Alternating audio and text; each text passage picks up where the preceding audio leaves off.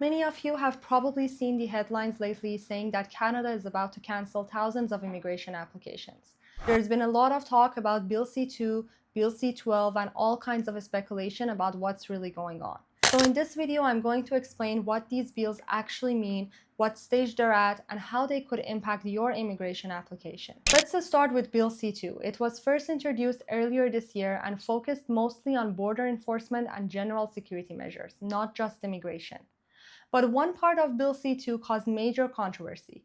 It proposed that anyone who has been in Canada for more than 1 year would no longer be eligible to make a new refugee claim or have their claim heard by the Refugee Board. That section received a strong criticism, and it quickly became the reason everyone was talking about Bill C-2.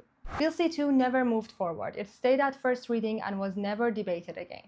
Instead, the government introduced a new bill, Bill C-12, which is basically the successor to Bill C-2. It carries over everything that was in Bill C-2, including the refugee-related restriction, but expands the government's powers even more. Under Bill C-12, the Minister of Immigration or Public Safety would have the power to suspend or terminate the processing of immigration applications when it's considered in the public interest. They can cancel or suspend immigration documents such as visas, permits, or even confirmations of permanent residence. And they can temporarily pause new application intake for certain programs or categories. All of these powers fall under one phrase, public interest. And as we know, that phrase is very broad and open to interpretation. Bill C-12 was introduced on October 8. It passed the second reading on October 23rd and is now being studied by the Standing Committee on Public Safety and National Security. After that, it must go back to the House of Commons for a third vote, then move to the Senate, and finally receive royal assent before it can become law. If everything moves at a normal pace, that could happen within the next 2 to 5 months. Now here's the part everyone is worried about. Could Bill C-12 actually be used to cancel or wipe out thousands of immigration applications? Unfortunately, yes, it could. That doesn't mean it will, but the possibility absolutely exists. We have seen this before. In 2012, the government passed a similar measure under Bill C-38 and terminated about 280,000 federal skilled worker applications that had been stuck in backlog for years.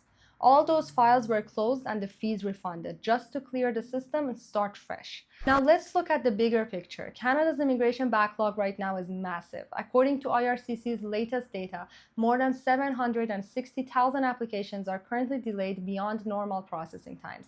And across all categories, there are over 2 million files sitting in process. Since COVID, the backlog has continued to grow, and it's now one of the biggest challenges IRCC faces. We have also had several immigration ministers in just a few years, each introducing new policies before being replaced. So what should applicants do right now?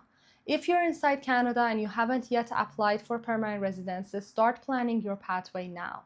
And if you're about to submit an application, make sure it's 100% complete and consistent. Incomplete or inconsistent files are the first ones that get stuck in backlog.